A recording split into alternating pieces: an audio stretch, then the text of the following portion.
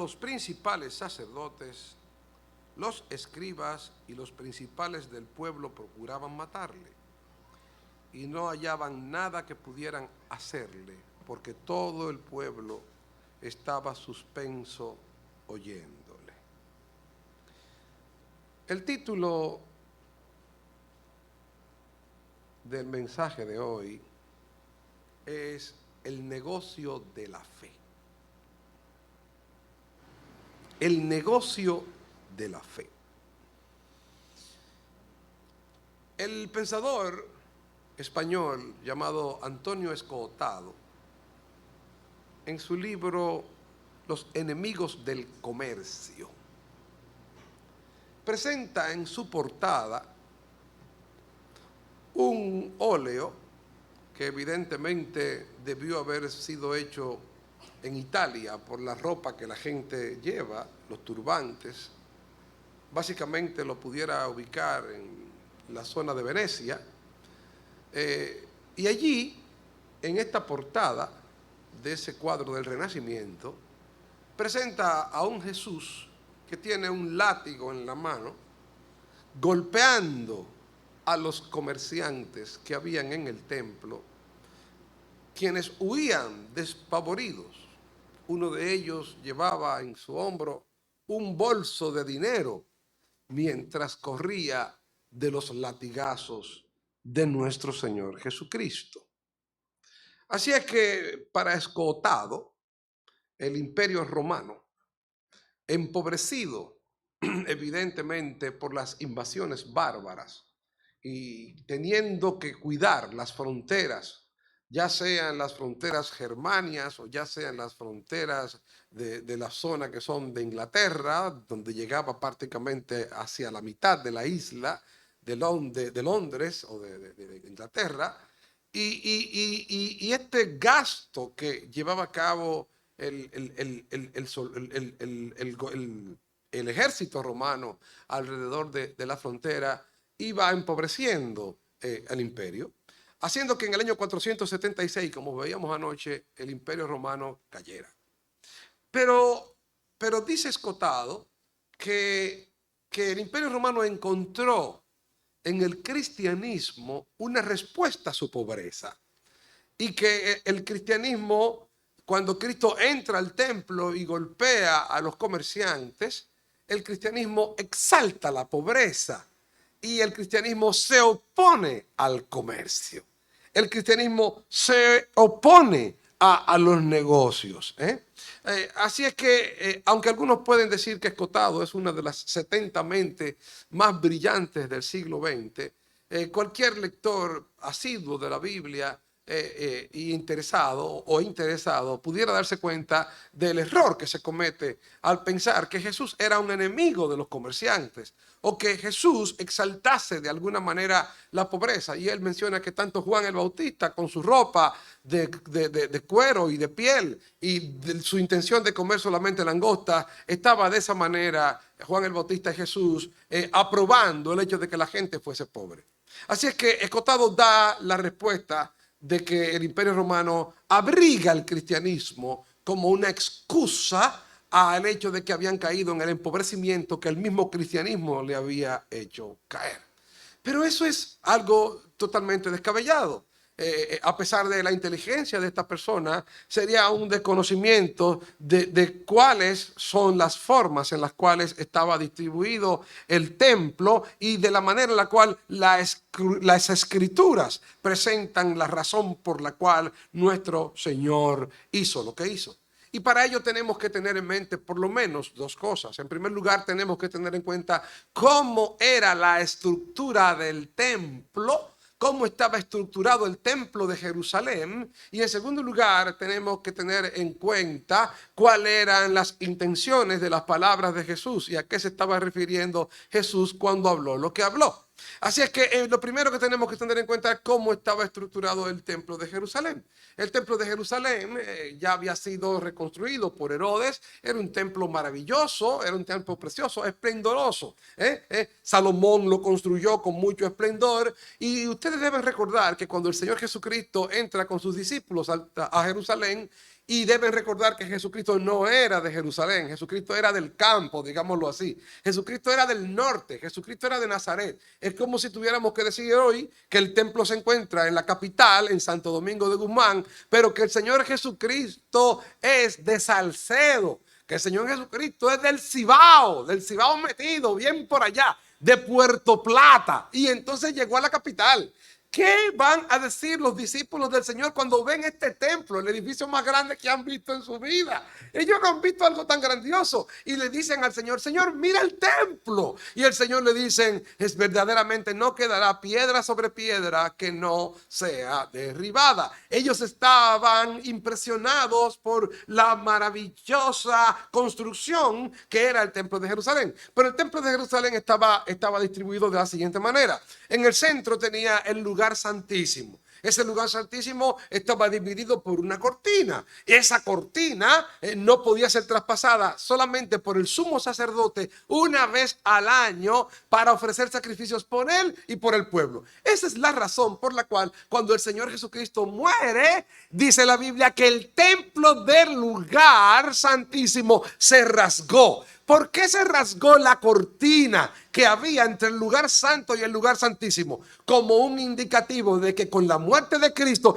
ya los cristianos tenemos un libre acceso en oración a la misma presencia de Dios. Allí hay un símbolo, que es el símbolo de la cortina. Así que ese lugar santísimo entraba solamente el sacerdote. Luego estaba el lugar santo que contenía el lugar santísimo. Allí habían algunos utensilios. Luego estaba el patio de los sacerdotes donde se ofrecían sacrificios. Era algo terrible. Pero después del patio de los sacerdotes se encontraba el patio de los judíos, de los hombres. Más atrás el patio de las mujeres judías. Y después del patio de las mujeres de los judías, en la parte externa ya prácticamente se encontraba el patio de los gentiles. ¿Qué era este patio de los gentiles? Bueno, supóngase usted que yo no era judío, ¿no? Y yo quería ir al templo de Jerusalén. Bueno, ¿hasta dónde podía llegar yo? Si yo no soy judío, no soy circuncidado, ¿verdad? Yo no podía llegar al lugar donde estaban los judíos, ¿no? Donde estaban los judíos ortodoxos. Yo no podía llegar hasta allí. Ni siquiera podía llegar al patio de las mujeres, no. Si yo soy dominicano y llegaba al templo de los judíos, había un dintel que decía que ningún gentil podía traspasarlo. Y si lo traspasaba, podía ser apedreado o reo de muerte. De manera que era el lugar hasta el cual podían llegar los gentiles. Ahora, ¿qué pasaba? Habiendo entendido cómo estaba distribuido el templo, es necesario también entender a qué se refiere el Señor cuando dice: mi casa, casa de oración será llamada, mas vosotros la habéis hecho cueva de ladrones. Entonces, ¿qué pasaba? Bueno, en el templo las personas tenían que llevar los sacrificios, ¿verdad que sí? ¿Y qué eran los sacrificios? Bueno, supóngase usted que yo vivía en Nazaret. En Nazaret se encontraba, digámoslo así, a unos 200 kilómetros de Jerusalén. Básicamente a 195 kilómetros del centro de Nazaret hasta Jerusalén. Había que caminar muchísimo. De hecho, había que pasar por Samaria. Si usted se recuerda, cuando el Señor Jesucristo tiene que ir a Galilea, dice que le era necesario pasar por Samaria. O sea que tenía que pasar por todo prácticamente un país.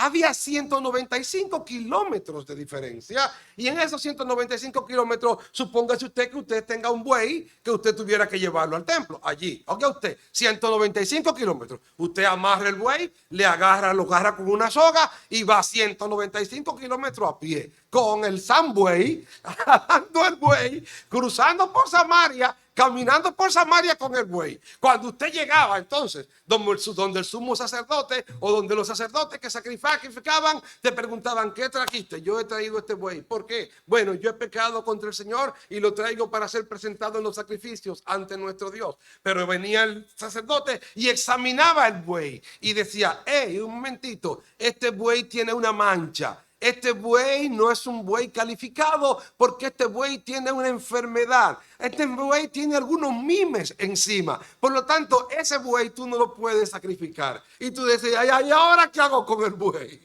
Porque venga acá, ¿Cómo me devuelvo con el buey para Nazaret a pie? Así con 195 kilómetros. No puedo. O llegabas tú con una ovejita y tú decías, esta ovejita la voy a llevar al Señor. Vengo de Nazaret. Son 195 kilómetros y como el buen pastor tengo la ovejita en el cuello mío. Y voy con la ovejita caminando por todas las montañas, por toda aquella región que es tan seca. Y llego a Jerusalén cansado. La pobre ovejita ya prácticamente desbaratada de tanto que ha caminado en mi hombro o la he llevado yo a pie.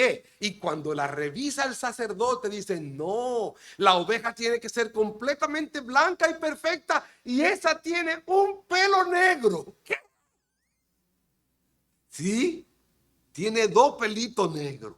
Y aquí no se ofrecen ovejas que no sean sin mancha. Tiene una manchita. Así es que tú tenías que coger, tomar la oveja, llevarla afuera, decirle a un carnicero, dame lo que tú quieras por ella. Y entonces tomar el dinero. Pero afuera, aquí está el asunto. Aquí es donde el negocio se empieza a poner bueno. ¿Qué pasa? Los judíos, los sumos sacerdotes, Anás y Caifás, se les ideó un plan que parece de dominicano. Una cosa que parece del gobierno de los de aquí, ¿verdad? Como de lo que son de los bucones. Todo el tiempo ha habido bucones. Usted va, antes no pasa como antes, que uno iba a sacar la cédula y le decía a un individuo allá afuera que le llamaban tributario, tenían por lo regular un bultico allá afuera. ¿Cómo que llegaron a ver ese individuo ustedes? Que tenía un bultico allá afuera y decía, ¿cuál es tu problema? Bueno, yo vine a sacar pasaporte, yo te lo saco en media hora. ¿Cómo? ¿Tú me lo sacas en media hora? Yo te lo saco en media hora. No, pero hay una fila que hacer. No, mi amor, ven querida, dame tanto. Van por allá está, mira fulano, ese pasaporte de perensejito, al favor, aquí hay tanto para ti, adentro del pasaporte hay tanto, y tú me sacas ese pasaporte al ratico, tú te ibas con tu pasaporte y tu dinero, o con tu cédula y con tu dinero. Fácil, sencillo. Ahora, ¿qué pasa? La persona venía con el sacrificio, y el sacerdote estaba combinado con un individuo que estaba afuera que vendía ovejas. ¡Ey! Un momentito. ¡Qué negocio más bueno! El tipo decía, bueno, aquí está el negocio de nosotros. Allá afuera tenemos un individuo que tiene ovejas clasificadas. Ya la oveja tiene el sello aprobado. Todas esas ovejas ya habían sido rediseñadas, habían sido revisadas y el sumo sacerdote o el sacerdote había dicho oveja certificada, cabra certificada, chivo certificado, bueyes certificado, paloma certificada. Esas son las certificadas. Y había un grupo de individuos que estaba allá afuera esperándote para que cuando tú salieras con tu oveja ya descalificada, decirte en cuánto la vende. Bueno, ¿qué tú quieres? Te la traigo de lejos. Dame lo que tú quieras por ella. Bueno, pero aquí yo tengo una que después tú me das esa, yo te la recibo en tanto, como si fuera un carro, ¿verdad? Un carro viejo. Yo te la recibo en tanto y te doy esta, pero tú tienes que darme tanto o te tienes que devolver para Nazaret 195 kilómetros a pie. ¿Qué hacías tú? Bueno, muy sencillo. ¿Cómo se resuelve eso? Bueno, esta oveja me cuesta 20,000 pesos aquí porque una oveja que no me la va a echar para atrás el sacerdote. La va a aceptar de una vez. De hecho, esto está seguro. Y entonces, ¿qué pasaba? Al comerciante tú le dabas 20,000 pesos por la oveja, le dejaba la ovejita que tú habías traído, pero de esos 20,000 habían 10,000 que iban por detrás al bolsillo del sacerdote. Negociazo redondo. Pero ¿qué lugar tomaron ellos? ¿Tomaron acaso el lugar de las mujeres? No. ¿Tomaron acaso el lugar de los judíos? Tampoco. ¿Tomaron el lugar de los sacerdotes? Tampoco. Tomaron el lugar que estaba prácticamente afuera, que era el patio de los gentiles. ¿Qué significaba este patio de los gentiles? Que Dios, aunque le dio el templo al pueblo de Jerusalén, aunque le dio el templo a los judíos, no obstante, Dios había reservado un lugar que fuera para todas las naciones del mundo. Un lugar en el cual fueran judíos o no judíos, romanos, partos, medos, elamitas, árabes, cualquier persona de cualquier nación se pudiera acercar al templo de Dios. Por eso Marcos, cuando Cristo los reprende, que no aparece aquí en Lucas, oigan las palabras que dice Marcos. Marcos dice, no está escrito, mi casa llamada será casa de oración para todas las naciones.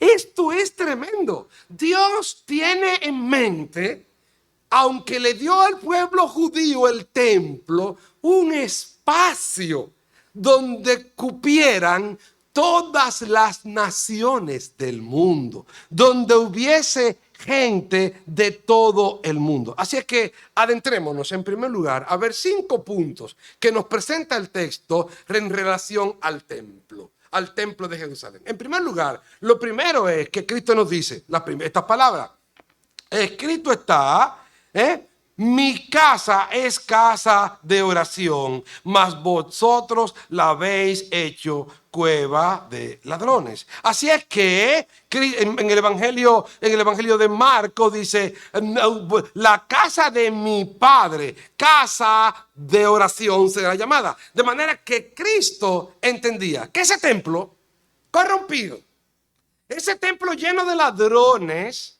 ese templo donde había un negociazo, ese templo lleno de tigres, seguía siendo la casa de Dios. Seguía siendo el templo de Dios. Aunque Cristo no había muerto aún en la cruz, y nosotros sabemos que el templo de Dios ahora somos nosotros, que somos la iglesia, hasta ese momento, a pesar de la corrupción existente y de la maldad existente, el templo seguía siendo mi casa. Lo que nos indica, hermanos, que para Dios siempre, en todas las iglesias donde su nombre es proclamado, en todas las iglesias, aunque haya gente que haya caído y haya gente que haya apostatado y haya gente que esté en el fondo, Dios en todos los lugares tiene pueblo. Quítese de la cabeza de que la gente se empezó a convertir el 31 de octubre de 1517 cuando Martín Lutero clavó sus 95 tesis en las puertas de Wittenberg.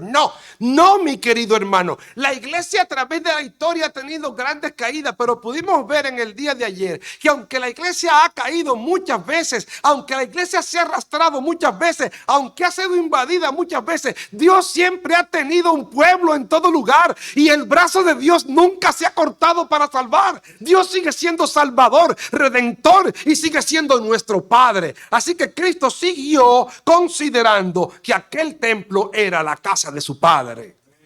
Hermanos, tenemos los ojos tan puestos en nuestra iglesia local y damos gracias al Señor. Damos gracias al Señor porque creemos que esta iglesia es una iglesia sana. Yo siento que sí y me siento bien así. Pero ¿saben qué? La iglesia de Dios no es solamente esta iglesia que se congrega en este lugar. No. Aquí al frente hay un grupo de personas que se están congregando en el día de hoy y están alabando al Señor. Y ellos no son de nuestra propia denominación, pero gloria a Dios, están alabando al Señor. Allí hay otra donde también están alabando al Señor. Allí hay otra, adventistas, pero pastores, esos son adventistas. En el día de ayer era que estaban reunidos, pero gloria al Señor, estaban alabando al Señor, mi hermano. ¿Saben? Somos a veces tan hipócritas. La hipocresía evangélica a veces es tan chocante. Mataron 50 cristianos en Armenia. ¿Protestantes? No. ¿Católicos? Pero nosotros lo ponemos en la prensa, hermanos en Cristo, porque ya están muertos. Hipócritas. En la India, mira, están matando cristianos. ¿Evangélicos? No, católicos. ¿Que mueren por su fe? Yo no estoy diciendo que su doctrina sea correcta, no la creo. Tienen muchos errores. Muchísimos errores. No compartiría yo su doctrina de la salvación por obras. Estoy completamente en contra. Pero ¿saben qué? Yo no te puedo decir que Dios en todo lugar no tenga pueblo, ni que la gente se empezó a convertir de verdad cuando Martín Lutero clavó sus 95 tesis. Antes de Lutero había un Juan Hus, antes de Lutero había un John Wycliffe, antes de Lutero y en los tiempos de Lutero había hombres y mujeres de Dios como los valdenses que estuvieron dispuestos a ofrendar su vida por el Señor. Así es que la iglesia sigue siendo la casa de Dios. El apóstol Pablo en 1 Timoteo 3:15 dice, para que si tardo sepas cómo debes conducirte en la casa de Dios, que es la iglesia del Dios viviente, columna y baluarte de la verdad. Siempre en la iglesia habrá personas que te serán de tropiezo. Siempre en la iglesia habrá gente que no ande bien. Pero saben que a pesar de todas esas debilidades, la iglesia sigue siendo la casa de mi Padre. En segundo lugar, que el templo era un lugar para todas las naciones. Ciertamente Dios eligió a la nación de Israel, pero la eligió ¿para qué? Los judíos se han confundido aquí. Los judíos ortodoxos y los hasídicos y todos los demás todavía andan con sus gadejas aquí y se paran en el templo de Jerusalén y allí dan golpes con la cabeza. Shibarajeja Donai, Yismoreja, Yageva Donai, Parabaleka, Yismoreja, Yeska Donai, Parabaleka, Shalom, Shalom, Shalom, Halom, Halam, Halam, Halam, Shimbalahan, Hamba. Allí está. Y él tiene su Talmud. Y ellos son cerrados. Cerrados. Pero Dios tenía en mente un lugar que fuera para los gentiles. Y ellos decidieron hacer en ese lugar un mercado. El lugar que Dios dejó para la gente que no era judía, ellos en su mente dijeron, no. Pongamos ahí canasta con paloma. Llenémoslo de vaca. Solamente imagínese usted el lugar de los gentiles, ¿cuál era? Si usted ha ido a un establo de vacas, si usted alguna vez trabajó a ganadería, usted debe saber que la vaca abre las piernas. Y si usted está ordeñando, retire la cubeta rápido. Si no lo sabía, hay que mandarse a correr con la cubeta. Porque bueno, pues así estaba el templo de Jerusalén. Usted, pero imagínese. Y si un animal de esto hace sus necesidades fisiológicas ahí, el templo estaba afuera lleno de estiércol de vaca y lleno de orines de vaca y de toros y de caca de paloma y de ovejas redonditas que parecen bolitas. Así estaba el templo lleno. Imagínense si usted fuera un gentil y fuera a adorar a Jehová de los ejércitos en ese lugar. ¿Qué es lo que le quieren decir desde que usted entra? Lárguese de aquí. Ellos tomaron el lugar que era para los gentiles y lo hicieron un mercado. Una manera de decirles váyanse. Una manera de no pensar en el que llega, de no recibir al que entra, de no darle un abrazo al que llegó. Y aquí entra la iglesia en juego. ¿Qué tan cerrada es la iglesia? ¿Qué tan cerrada? ¿Somos un gueto cerrado? ¿Somos solamente para nuestros hermanos en Cristo? Como me llamó algún hermano el día pasado, el pastor, ¿puede ir alguien a la clase de historia? Sí, aquí todo lo que se hace es abierto. Todo lo que se hace en la iglesia, puede venir todo el mundo, puede venir todo el mundo, puede venir la gente de fuera, son bien recibidos. Bienvenidos los que están aquí. Esta es la casa de Dios y hay un lugar para ti. Queremos que estés aquí. Y si estás aquí esta mañana, porque Dios te trajo y nos sentimos felices de que estés. Y queremos que estés aquí siempre, porque hay un lugar para ti. Porque Dios siempre tuvo en mente de que en su iglesia y en su templo hubiera un lugar para otros. No es exclusivo, no. Es verdad, algunos dicen, ay, pero en la iglesia es como que nada más se quieren ellos, como que qué difícil entrar ahí. Mira, desde que tú llegas nada más se abrazan y se dan besitos y se dan abrazos. Claro que nos damos besitos y nos damos abrazos. Ven para dártelo a ti también. No hay problema, no hay problema. Esta es una iglesia besucona. Aquí son unos besucones, pero yo sé por qué lo son. Y unos abrazadores, porque el pastor es un besucón. ¿Y qué ustedes quieren? Nos gustan los abrazos. Nos gusta el cariño. Porque así es Dios. Dios dejó siempre un espacio en el templo para todos. En tercer lugar, que el templo era un lugar para la oración. Mi casa de oración será llamada. De manera que la iglesia y el templo debió ser famoso por ser un lugar de oración. Su fama es que sería llamada casa de oración. Y es importante. Es importante porque indica que es el lugar donde Dios viene y habla con nosotros. Porque es el lugar donde Dios de manera especial nos habla y nosotros hablamos con Él. Es verdad que algunos dirán, no, yo lo puedo hacer en mi casa. No, yo me puedo ir a la playa y frente a la playa quedarme mirando el mar. Y el mar me inspira más. ¿Sabe qué? Me encanta el mar a mí también. Y me inspira ver las olas, ver las gaviotas que vuelan, ver el pelícano volando a la superficie del mar. Se ve tan hermoso que me inspira la oración. Me inspira más la oración que estar en el templo cerrado allí. Pues déjame decirte lo siguiente. Lo que las escrituras enseñan es que el lugar en el cual Dios se deleita más en estar es en este lugar. Ama más Jehová las puertas de Sión que todas las moradas de Jacob. Y Él ha dicho que Él se pasea en medio de los 7 candeleros, que es su iglesia. Y Él ha dicho que Él edificaría su iglesia y que el lugar que es su casa es su iglesia. Y Él se deleita cuando tú vienes aquí a adorarle junto con su pueblo. Así es que nunca tomes un culto a la ligera. Lo que ocurre aquí no es algo ordinario, es algo extraordinario, aunque a tus ojos parezca ordinario. No es que tú vienes los domingos en la mañana a cumplir con Dios.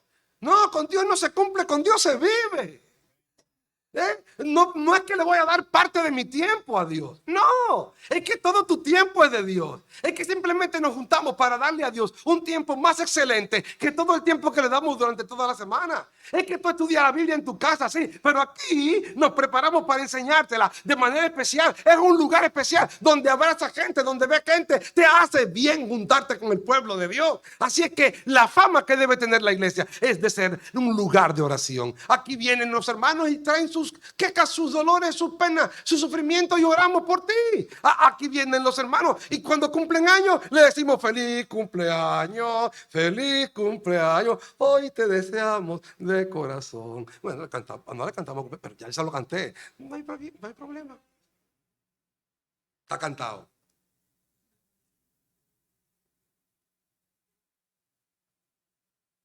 Nada. Es una familia donde nos sentimos con gozo, con alegría. Así es que es un lugar de casa, de oración. En cuarto lugar, el templo no es para tener sistemas comerciales.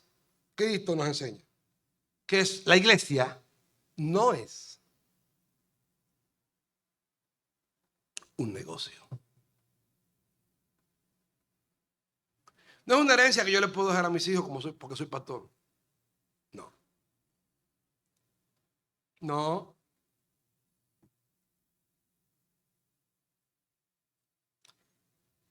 Mi casa, casa de oración será llamada. Pero ustedes la han hecho cueva de ladrones. Y la iglesia, más que nunca, se está convirtiendo y se ha convertido en una cueva de ladrones. Y empieza desde que a alguien le dice que Dios te va a dar mucho más dinero si tú das más dinero al pastor, al apóstol o a la iglesia. Déjeme decirle lo siguiente. Dios no es un cambista. Dios no es una nevera de Coca-Cola, que uno le entra a una peseta y te sale por otro lado otra Coca-Cola. No, eso no funciona así. Puede que usted dé todo lo que usted quiera dar en el templo y usted no reciba más que pobreza, pero sí reciba de parte de Dios la bendición de haberlo dado y de haber trabajado con tu corazón. Y puede ser también que dentro de su benevolencia Dios quiera mostrarte que Él honra a los que le honran. Y ciertamente si tú das, porque dice la Biblia que Él ama al dador alegre, Él ama, eso está ahí escrito, y que el que siembra escasamente segará. Todo eso está escrito, pero desde el momento en que tú lo haces por codicia, desde el momento en que tú lo haces porque crees que porque das más te van a dar más y porque eres un codicioso, ya estás pecando de codicioso. De manera que debe ser voluntariamente, debe ser con liberalidad. Jamás verán ustedes en este templo que estemos forzando con ustedes para que ustedes den para nada. Aquí acabamos de comprar 2 solares, ¿sí o no? ¿Sí o no? ¿Cuándo ustedes vieron que hicimos una kermés en esos 2 solares para decirle a ustedes que den dinero para comprar los solares? ¿Algunos se recuerdan de la kermés? ¿Algunos se recuerdan de que vendimos los potes de dulce? ¿Algunos se recuerdan de que le vendimos arepa para que... Le pedimos a algunos de ustedes ofrenda especial, hermano, algunas pocas, pero voluntariamente. ¿Supimos cuánto dio cada uno? Nada. Aquí sabemos cuánto dan ustedes. No, aquí hay unos sobres que lo prepara Chocho, donde el dinero se entra y nadie cuenta lo que hay. A veces han asustado a alguna persona y yo me he puesto a bromear con el diácono. El diácono me dice, aquí hay una persona que dio 50,000 pesos. Y es el momento en que yo le digo, fui yo. Pero yo no sé, bromeando, para que se asuste. Yo no sé. Aquí no sabemos quién dio nada. No nos interesa tampoco. No nos interesa. Y si usted lo tiene que dar, si son 100, éntrelo en paquetico allí. No nos interesa. Ustedes no se dan cuenta que antes aquí pasábamos un plato. ¿Se recuerdan? Mírenlo ahí. ¿Usted sabe por qué no lo pasamos?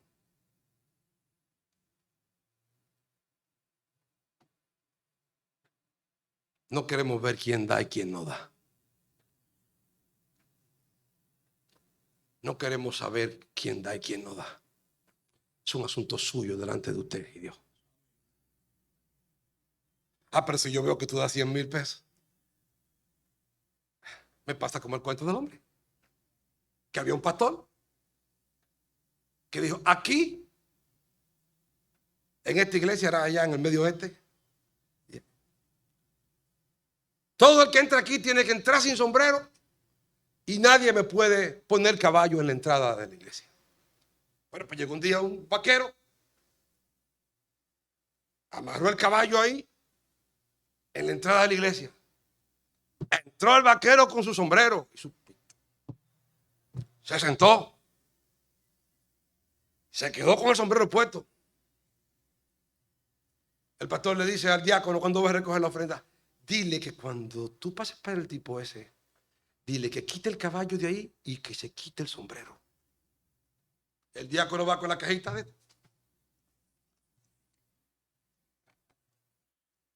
Cuando le va a decir al tipo que se quite el sombrero, el individuo sacó un fardo de papeleta gorda y se le echó ahí adentro. El diácono se quedó callado. El pastor que lo mira de arriba dice, ¿qué le diga? El diácono lo mira, pero se quedó callado, siguió. Bueno, aprende. Está cogiendo puntillas.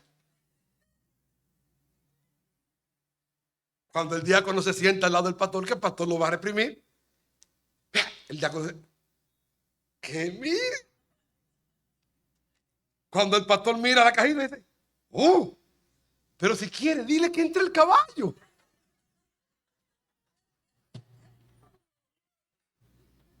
Claro. Si yo veo que tú das mucho, yo te voy a decir, ven, entra el caballo. Entra con todo. ¿Qué quieres ser, pastor? Mira, aquí estamos buscando a otro que sea pastor conmigo. Tú eres el hombre, tú eres tú. Tú eres el hombre que tiene que ser aquí líder. Porque tu papeleta de la gorda, pues no lo sabemos. Porque el templo de Dios no es para hacer negocios. Esto no quiere decir que un día vendamos una arepa. Eso es tontería.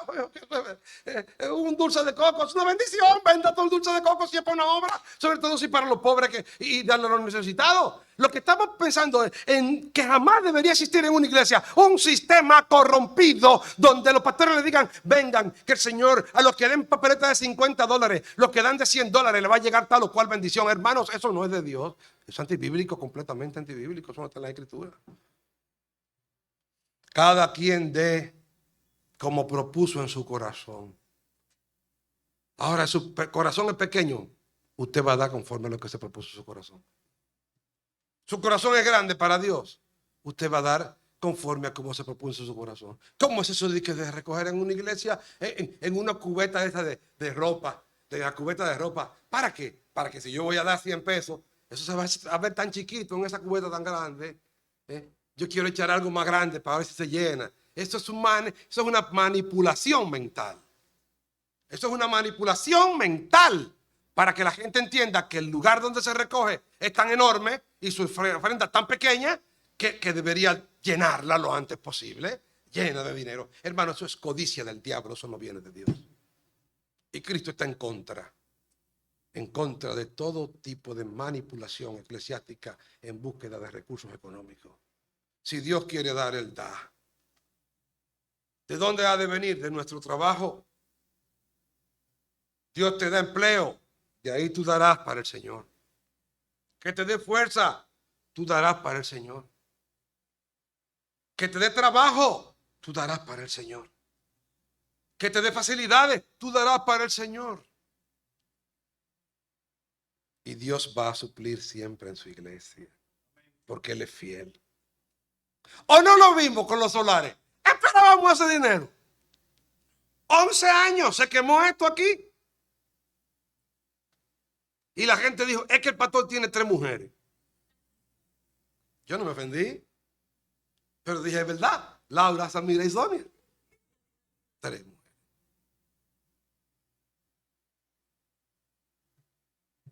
Dios lo pagó 11 años después, cuando lo necesitábamos. Es Él que dirige, Él es quien domina y dirige. No hay que forzar a la gente, no hay que extorsionar a la gente, no hay que engañar a la gente. De como Dios ponga en el corazón suyo. Así es que Cristo aborrece que en la iglesia se use para negocios. Y Pedro dice en 2 de Pedro capítulo 2 versículo 3 que vendrán algunos que dice, y por avaricia harán mercadería de vosotros con palabras fingidas. Gente que hace de la religión un negocio. Que predican y antes de ir a un sitio, ¿cuánto me van a dar? ¿Qué es eso? ¿Y cuánto pagan ahí? ¿Y esa iglesia es rica para yo ir? No, esa iglesita es lo que te dan un pan con mantequilla y un jugo de sobre. Y te dicen, muchas gracias, pastor, buen mensaje. Ah, no, pero en aquella hay tantos miles de miembros. Allá te dan un sobre, con tanto. El sueldo bueno de la República Dominicana en un mes. A esa sí, aquella no. Pues no, mi hermano. Dios nos llamó. Aquella sí, sí, tenemos que ir de visita y aquella también. Punto. A ambas. Y los dones que Dios le ha dado a cada uno de ustedes, jamás lo usen para mercadería. Ya sea lo que sea, sírvanle al Señor. Él se encargará de suplirle. En quinto y último lugar, Cristo nos muestra en este texto que los dones que Dios le dio para ser ejercidos en su templo han de ser ejercidos aún en momentos de peligro. Veamos el último texto. Versículo 47. Y enseñaba cada día en el templo. Pero los principales sacerdotes y los escribas y los principales del pueblo procuraban matarle. Y no hallaban nada que pudieran hacerle, porque todo el pueblo estaba suspenso oyéndole. Aquí está Cristo ejerciendo su ministerio. ¿Ejerciéndolo dónde? En el templo. ¿Y en el templo qué querían hacer con él? Matarlo. Ahora, porque lo querían matar, él dejó de hacer lo que tenía que hacer. No. De manera, hermanos, que la gran enseñanza que tenemos aquí es que los dones y ministerios que Dios nos ha puesto a cada uno de nosotros se van a ejercer en medio de peligros. Todos tendremos obstáculos, hasta gente que nos querrá matar, como en el caso de Jesús. Pero aún así, si Dios te llamó a lo que te llamó, si te llamó a ser cantante en esta iglesia, ¿habrá peligro? Claro que habrá peligros. ¿Habrá gente que te querrá hasta matar? Oh, sí. ¿Habrá gente que va a chismear de ti? Pero claro. El pastor, de usted chismean. Claro que de mí chismean. ¿Y de qué usted quiere que hablen? ¿Ustedes chismean de mí? Claro, de cuando en cuando. Un chismecito bueno al pastor. ¿Pero de quién van a hablar? Yo me recuerdo, perdón, de hermana Mary, que un día fui a la casa de la hermana Mary. Estaba su madre allá. ¿Su madre qué edad tiene, hermano? 82. Y ella me dice con sus sonos tan bonitos. ¡Ay, ay, qué bueno ver al pastor! Nosotros siempre hablando aquí de Samira y del Airo. ¿Y de qué van a hablar? De mí. Como dice el pastor Otto, ¿de qué van a hablar de mí? Y de ustedes y de los hermanos. ¿Y usted qué quiere? ¿Qué quiere? ¿Se va a ofender por eso? ¿Se va a asustar por eso? No se asuste por eso va a pasar siempre. Oiga, del Señor Jesucristo lo hablaron. No se asuste por eso. Si usted dice, no, vuelvo a esa iglesia, porque en esa iglesia un hermano hizo tal cosa. Ah, pero mire usted, me voy de la iglesia porque en esa iglesia hay un hermano que es chismoso. Bueno, pues mire, se va a tener que ir rápido. Porque siempre hay gente que habla. Todos los seres humanos hablan. Todos. Y uno no puede asustarse de eso. Uno tiene que seguir adelante. No va a encontrar la iglesia perfecta. Eso no existe. Eso no existe. Usted va a encontrar servicio a Dios en medio de gran adversidad en todas partes. Los que han sido llamados por el Señor. Todos los cristianos han sido llamados. Todos los cristianos han sido llamados a servirle al Señor de una forma u otra. Siempre va a encontrar obstáculos. Siempre va a encontrar gente que le va a hacer de tropiezo. Siempre va a encontrar gente que no le va a gustar lo que usted está haciendo. Pero usted va a seguir haciéndolo porque usted lo hace para Dios. Cristo estaba en el templo. No le gustaba a Anás y Caifás. No le gustaba a los sumos, a los fariseos. No le gustaba a los que estaban allí. No le gustaba, le desagradaba. Pero él siguió haciendo aquello para lo cual fue llamado. Bueno, allí estaba el templo. Un templo para todas las naciones. Aquí está este templo. Y este templo está para el pueblo de Dios. Para que nosotros evangelicemos a esta ciudad. Para que nosotros hablemos de Cristo. Para que nosotros nos gocemos y hagamos de este lugar el templo en el cual mora el Padre, el Hijo y el Espíritu Santo. Que aquí haya alegría siempre. Porque si en una iglesia se mata la alegría, se mata todo. En una iglesia donde hay tristeza, donde hay dolor, donde hay pesadez, el Espíritu Santo se contrita. Que vuestros corazones estén llenos de alegría. Por una simple razón. Dios mora en este lugar. Disfrútelo, goce de Dios y goce del pueblo de Dios. Vamos a orar. Amante Padre que estás en los cielos. Gracias por tu iglesia.